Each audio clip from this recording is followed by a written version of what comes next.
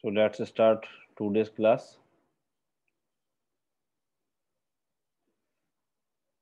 So in the last class, yesterday's class, we saw that how a linear transformation can be associated with a matrix, with respect to the given basis, ordered basis. So that concept is clear. How to write a matrix? समझ में आ गई वो बात सबके? Yes, sir. Now, next chapter 5.2 we have the converse part. That means linear map associated with a matrix. Linear transformation associated with the matrix.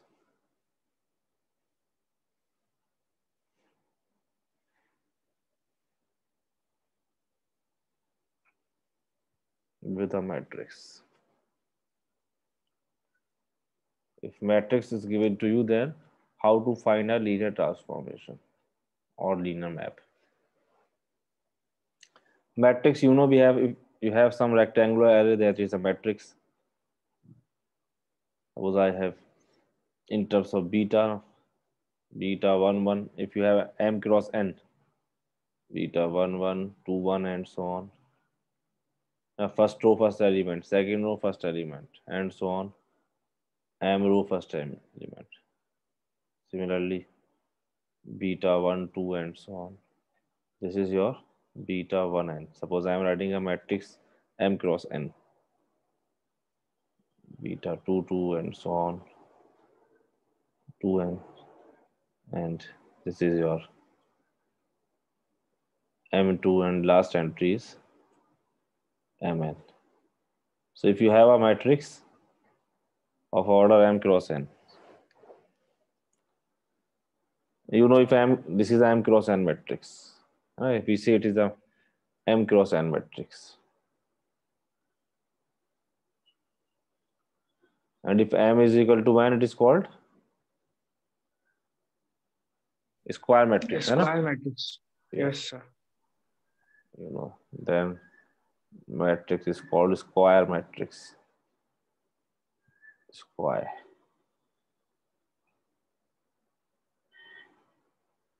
We can find a determinant only of the square matrix. So if it is your A, is in short, I can write this is also a representation beta ij m cross n. In this way, you can represent a matrix also. So now, if you have a matrix, so the point is whether we can find a linear transformation or not. If some matrix is given to you, then we can find always a linear transformation for this A. We can find a linear transformation, and it will be what? T from Vn to Vm, है ना? As I told you yesterday, कि m cross n होता है तो क्या होगा? जो रो है that will be your codomain and that the column will be your domain. तो इसमें कितने कॉलम है? n columns है m. So we can find a linear transformation T Vn to Vm.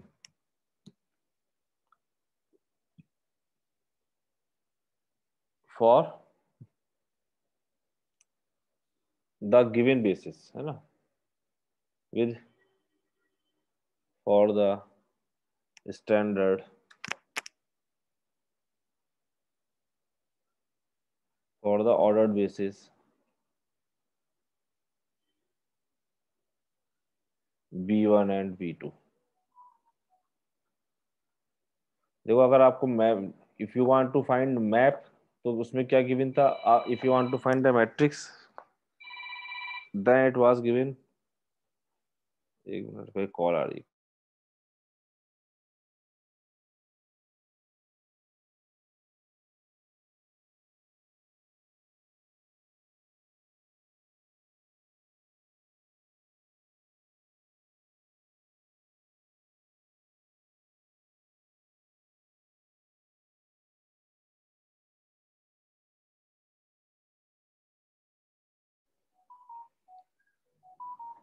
आता है. So when a map was given to you and two bases was given, just a minute. Okay.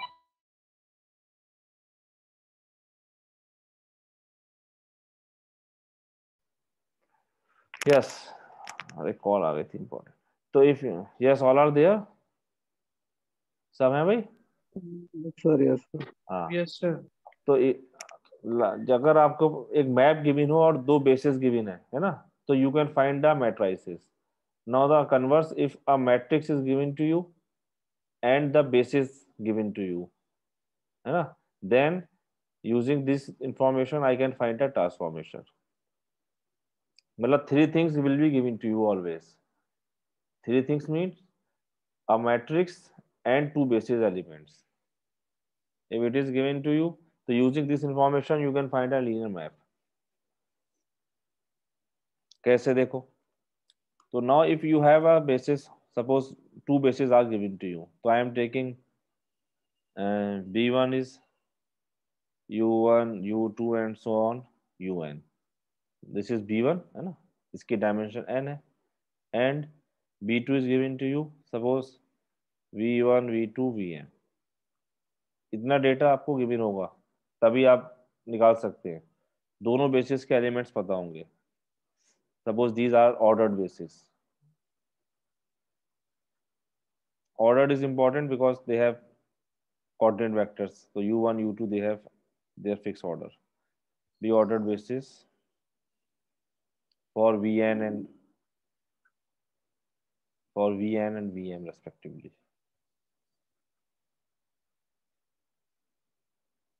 Then now if you want to find, so what I will do, I will find a linear map. Then तो ये T आपका है ना, T Vn to Vm. इसे हम कैसे लिखेंगे देखो,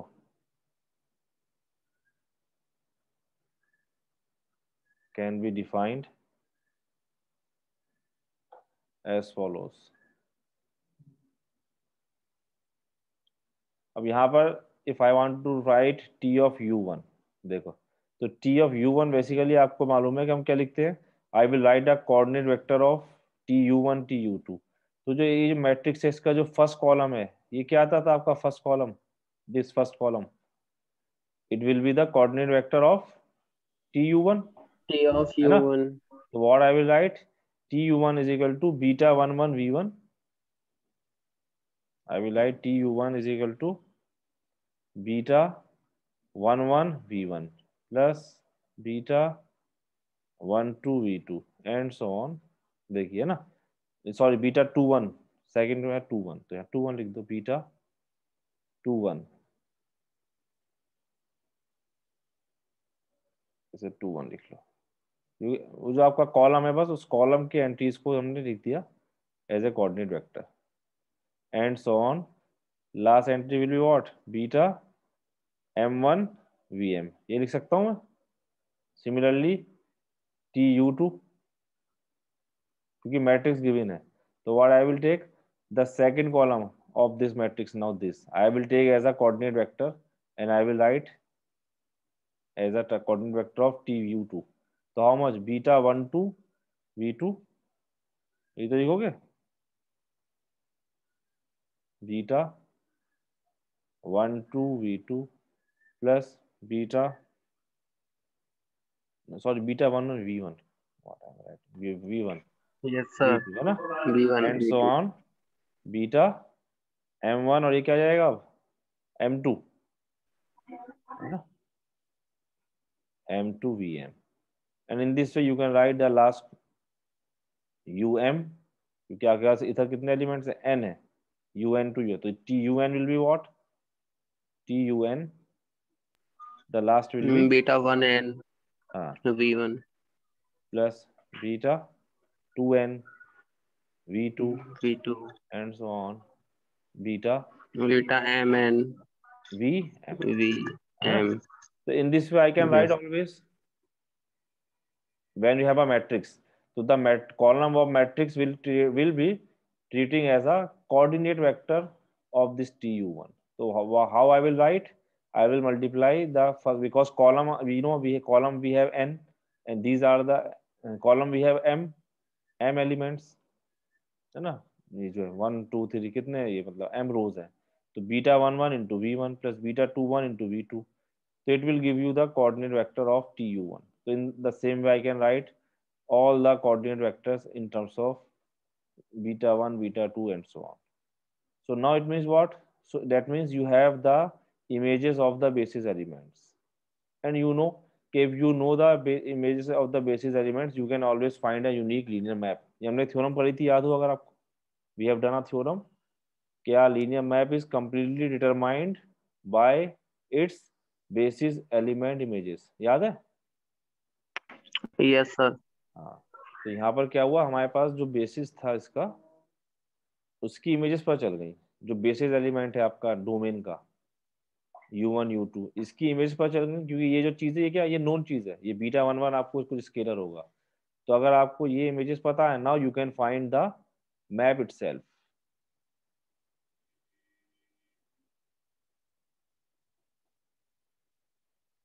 So we know because we have this. Sir ये वो वाली थ्योरम है कि u1 u2 up to un जो है हाँ स्पैन हाँ कर रहे हैं जी जी, डोमेन को, तो जो रेंज सेट होगा वो t ऑफ u1 ये वाला स्पैन करेगा. एक थ्योरम हमने करी थी 4.1.5.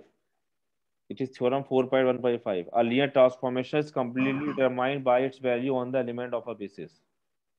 ये थी, है ना? By theorem it was 4.1.5. ये था आपका पेज नंबर 110 पर, है ना? ये थ्योरम थी. A linear transformation is completely determined. ये थी इसकी स्टेटमेंट लिख दे रहा हूँ मैं. A linear transformation is completely determined by its values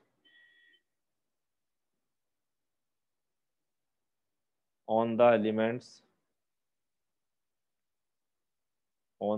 of a basis. तो इस थ्योरम से हम यहाँ पर, अगर आपको ये इमेजेस पता है, जो हमें दिखी रही इमेजेस पता है, I can find a linear transformation, है ना? ये हमने प्रूव करा हुआ है theorem. So now it will give you, so this will give you, so here we can find a unique linear transformation. एक यूनिक लीनियर ट्रांसफॉर्मेशन आएगी इसके लिए, है ना? For a given matrix there will be a unique linear transformation. अगर मैं matrix change कर दूं या बेसिस चेंज कर दूंगा तो क्या होगा? Matrix will be changing, linear transformation will be changing. Okay, so this linear map is called, ये जो लीनियर मैप हम इससे कैलकुलेट करेंगे, I will do problems how we will calculate, that is easy task, that is not very tough task. So इसको solve करेंगे तो there we will see that we can find a linear transformation associated with this matrix. Okay, तो जो वो linear transformation आएगी वो कहाँ से कहाँ होगी? दैट विल बी फ्रॉम, तो आपके पास अगर m क्रॉस n की है तो वो होगी n vn to vm. Okay, so every m cross n matrix with respect to two ordered bases will associate a unique linear transformation. Is it clear? बताइए भाई. Yes sir. चलो एक problem करते हैं, इसे कैसे करना होगा देखो. प्रॉब्लम में I will explain it again. तो एक प्रॉब्लम ले लेना, एग्जाम्पल है आपका ये 5.8. कोई भी प्रॉब्लम आर्बिट्रेरी दे सकते हैं, प्रॉब्लम एक्सप्लेन करनी है. So let us take example. Example 5.8 है, पेज 155 पे. तो अब जो आपके आगे यहाँ से मैट्रिक्स से स्टार्ट हुए ये सब चीज़ें ज़्यादा आपकी ज़्यादातर कैलकुलेटिव हैं, है ना? जो कंसेप्ट थे आपके वो सारे अभी तक जो हमने यूनिट 1 2 में देखे और पीछे थ्योरम्स थी वहां तक थे. आगे आप देखेंगे ज़्यादातर आपकी कैलकुलेशन और ये सब चीज़ें हैं ना.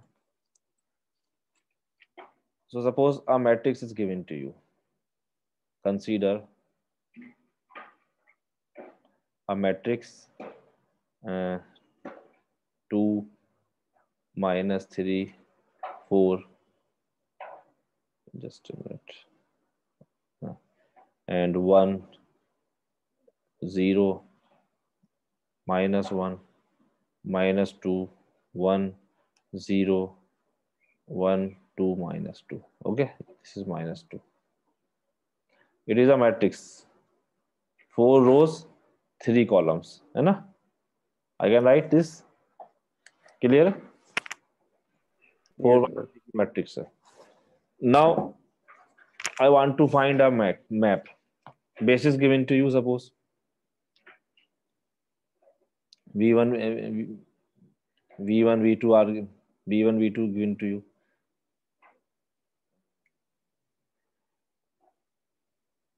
Basis some V1 is U1 U2 U3, or V2 is V1 V2 V3 V4. Now two bases will be given to you. Then this matrix will give rise to a linear map, linear transformation T from V3 to V4. You know this thing? ये तो देगा V3 to V4, yes sir. ये देगा. Sir ये जो matrix है वो B1 और B2 से रिलेटेड है, मतलब वो नहीं, होता था कि मैट्रिक्स आपको गिवन है अलग से ये, और बेसिस गिवन है ना.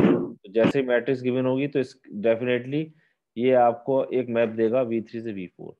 और उस मैप को कैलकुलेट करने के लिए you have to be given two basis. ये बेसिस गिवन होंगे. ओके. तो जैसे यानी ये मतलब ये नहीं पता कि ये मैट्रिक्स जो है कौन से दो पेजेस थे उनसे बनाया है. नहीं, मैट्रिक्स को जो है ये मैट्रिक्स तो उन्होंने बना दिया कुछ भी. मैट्रिक्स बेसिस से नहीं बनाया है. मैट्रिक्स तो आपका आर्बिट्रेरी कुछ भी हो सकता है. उस मैट्रिक्स के लिए बेसिस जो है आपको वो कुछ भी हो सकते हैं. ठीक है. यस यही पूछ रहा था. हाँ, बेसिस कुछ भी हो सकते हैं. मैट्रिक्स कुछ दिया होगा, बेसिस कुछ दिए होंगे, तो उसके लिए यूनिक मैप आएगा. ओके. तो मैट्रिक्स और बेसिस में अगर देखा जाए तो कोई रिलेशन नहीं है. मैं बेसिस यहाँ इंडिपेंडेंट कुछ भी ले सकता हूँ. बस ये देखना है कि 4x3 है, तो इधर जो B1 होगा वो थ्री ऑर्डर का 3 डायमेंशन का होगा, और B2 4 डायमेंशन का. अब ये B1 B2 कुछ भी हो सकते हैं. ये मैं B1 B2 चेंज करूंगा, मैप चेंज हो जाएगा. या मैट्रिक्स चेंज करूंगा तो मैप चेंज हो जाएगा, है ना. Yes sir. हाँ, जैसे for example if I am taking इससे मैं स्टैंडर्ड बेसिस ले लूंगा. अभी तो मैंने जनरल लिखा था. Now suppose if B1 and B2 they are standard basis. Suppose E1 E2 E3. पहले स्टैंडर्ड बेसिस का प्रॉब्लम कर लेंगे, फिर एक जनरल करेंगे. And B2 suppose I am taking F1 F2 F3 F4. Suppose they are the standard basis.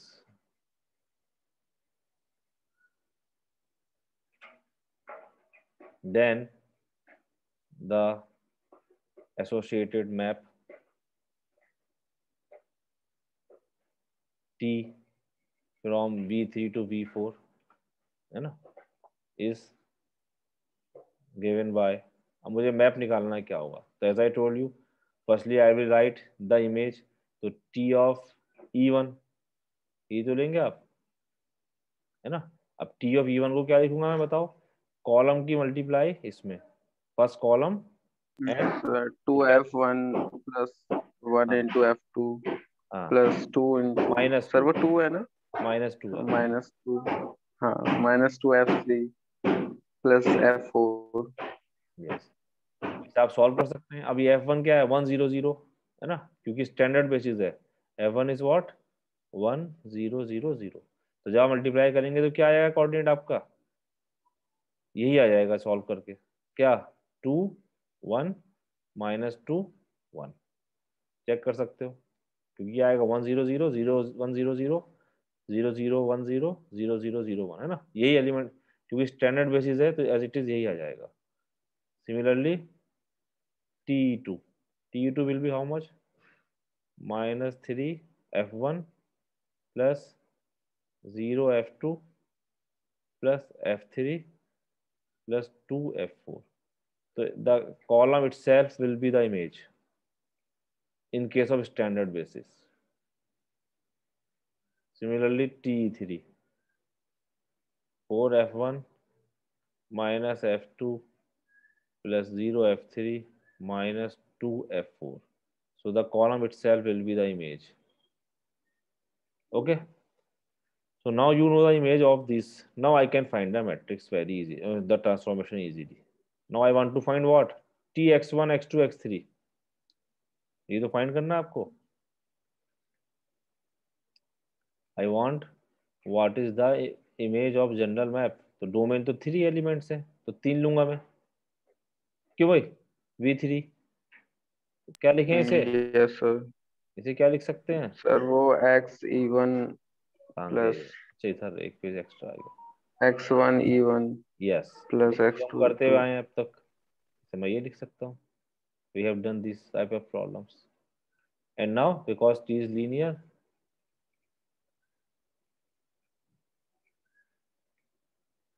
plus x3 T e3.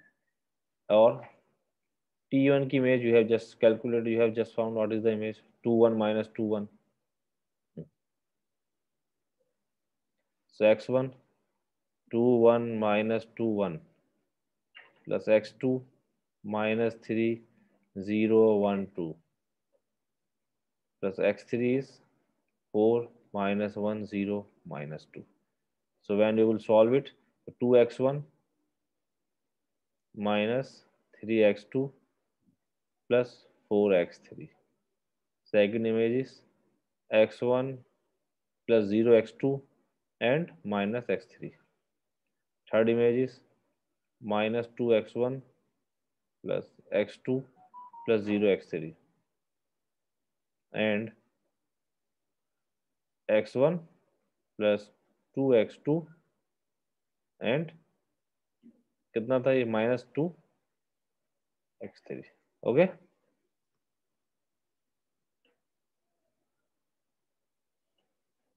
ठीक है भाई. 4 minus 1 0 2 था यहाँ पे क्या? 4 minus 1 0 minus 2. ठीक है, हाँ -2 था यहाँ पे. ये सॉरी, ये -2 था. चलो, तो it is the map of this. तो ये आपका एक यूनिक मैप हो गया. So in this way you can. तो स्टैंडर्ड बेसिस में देखो डायरेक्ट आप लिख सकते थे. स्टैंडर्ड बेसिस हमने क्या किया है, अगर आप देखें डायरेक्ट कॉलम की मल्टीप्लाई करके लिख दिया है ना. ये तो इन शॉर्ट अगर कॉम्पिटिशन में फॉर सेविंग टाइम अगर स्टैंडर्ड बेसिस गिवन हो तो आप क्या करेंगे, बस जो मैट्रिक्स के कॉलम थे उन्हीं पे. ये तो मैट्रिक्स थी आपकी 2 1 -2 1 -3 0 1 2 एंड 4 -1 0 -2. तो क्या हो रहा है, डायरेक्ट आप डायरेक्ट लिख सकते हैं 2x1 माइनस, मतलब डायरेक्ट जो रो है -3x2 प्लस 4x3. देखो है ना, x1 minus x3 -2x1 plus x2 and x1 plus 2x2 में. तो जो आपके पास 4 रोज थी यही आपके पूरी इसका रेंज बन जाएगा. तो यहाँ पर डायरेक्ट लिख सकते थे आप in case of standard basis when both are the standard basis. Is it clear?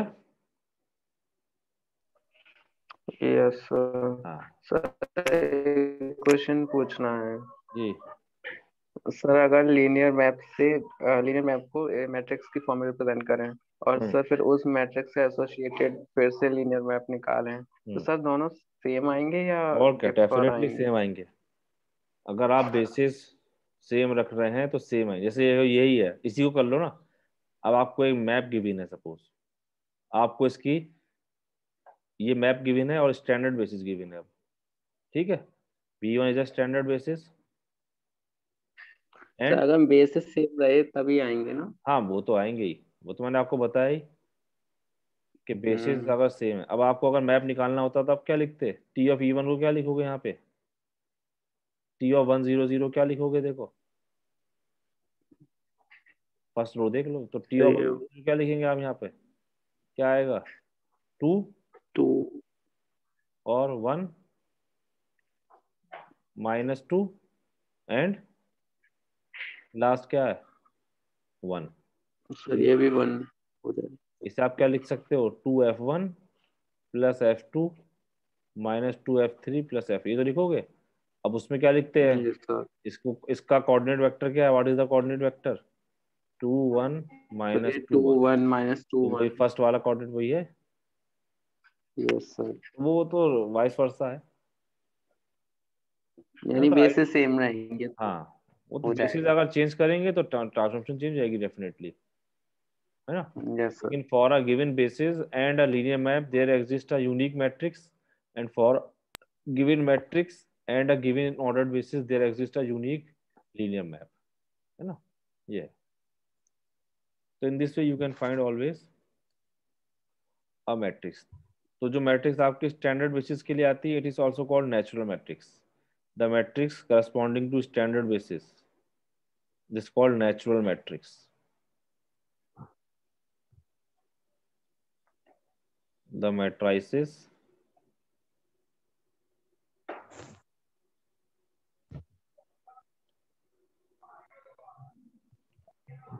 for, yeah, with respect to the standard basis,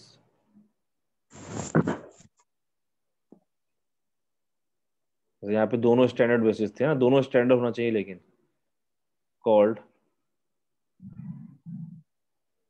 natural matrix, इसे हम नेचुरल मैट्रिक्स बोलते हैं। उसे आप डायरेक्ट लिख सकते हो नेचुरल मैट्रिक्स को यहाँ पे। तो आप देखें मैट्रिक्स क्या है इसका, अगर हम मैप होता और स्टैंडर्ड बेसिस होते तो क्या है 2 -3 4, इन्हीं को बस डायरेक्ट रो में लिख दो, 2 -3 4 1 0 -3 -2 1 0 1 2 -2, है ना, डायरेक्ट हम उसे विजुलाइज कर सकते हैं। It was a standard matrix. ठीक है भाई, तो इस पे ये प्रॉब्लम से एक प्रॉब्लम मैं आपकी नॉन स्टैंडर्ड की कर दे रहा हूँ, प्रॉब्लम सेट 5.2।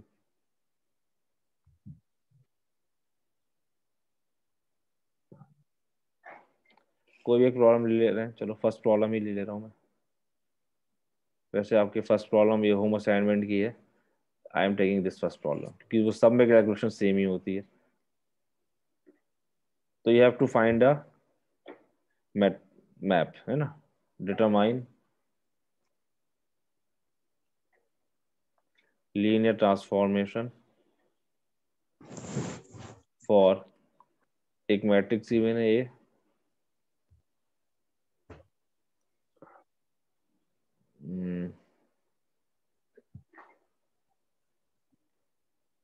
वन। वैसे तो बड़ी प्रॉब्लम है, बड़ी की अगर छोटी लेने अगर तो अच्छा रहेगा क्या, क्योंकि सारे में मेथड तो सेम ही है। चलो ये ले रहे हैं, इसे सॉल्व करा हुआ क्योंकि मैं 1 1 2 3 1 0 1 -1 एंड 1 2 0 0। ओके, ये एक ट्रांस मैट्रिक्स की भी है, कितने बाई कितने की है भाई 3 × 4। ओके, 4। हाँ। और सपोज स्टैंडर्ड बेसिस का तो हमने पार्ट, इसमें टू पार्ट्स हैं, ए पार्ट तो है standard basis, B1 and B2 are standard basis, तो ये तो हम ऑलरेडी कर चुके हैं, है ना। ये आप अपने आप कर लीजिएगा, इसके लिए आप डायरेक्ट लिख सकते हैं। यहाँ पे क्या आएगा देखो x1, तो यहाँ पे जो मैप बनेगा इसके लिए क्या होगा सर ये V4 से, x1 x2 + 2 x3 + 3 हाँ, तो x4 आपका मैप जो बनेगा comma x1 x2 x3 x4 direct लिख सकते हो स्टैंडर्ड बेसिस का, जो नेचुरल मैट्रिक्स होगी क्या होगी first entry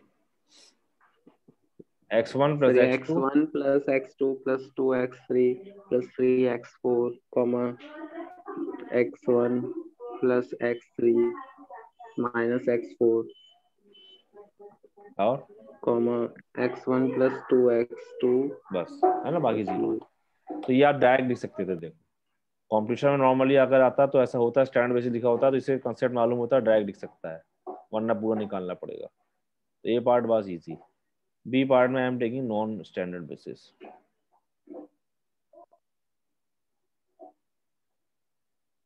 one one one two 1 -1 0 0 0 0 1 1 and 0 1 0 0।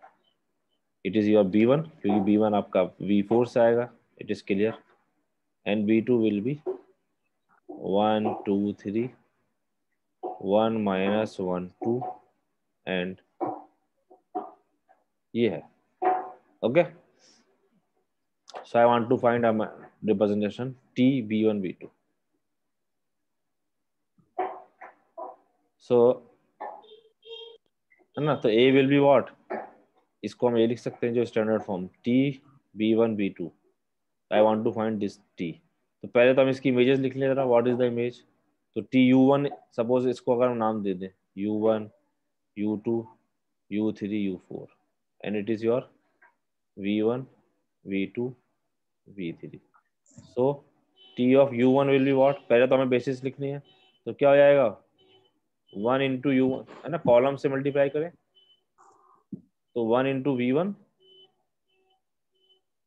Plus 1 into V2 plus 1 into V3. ये तो करोगे भाई, ये इससे इंटू करेंगे coordinate vector. I want to write a coordinate vector. तो how much it will be 1 2 3 plus 1 minus, तो कितना आ जाएगा, ये पहला वेक्टर तो हो गया 4 2 5 ना, ये V1 V2 V3. Is it clear. Yes sir. TU2 will be how much 1 into V1 plus 0 into V2 plus 2 into V3. इसे आप सॉल्व करेंगे तो इट विल बी कमिंग 5 4 5. ऐसे ही TU3 will be twice V1 plus V2 plus 0 V3. तो it will be coming 2 7 8 आ जाएगा. तो 3 vectors हैं यहाँ, 4 हैं, एक और है TU4.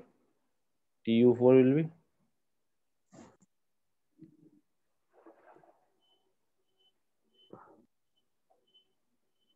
3 V1 minus V2 plus 0 V3.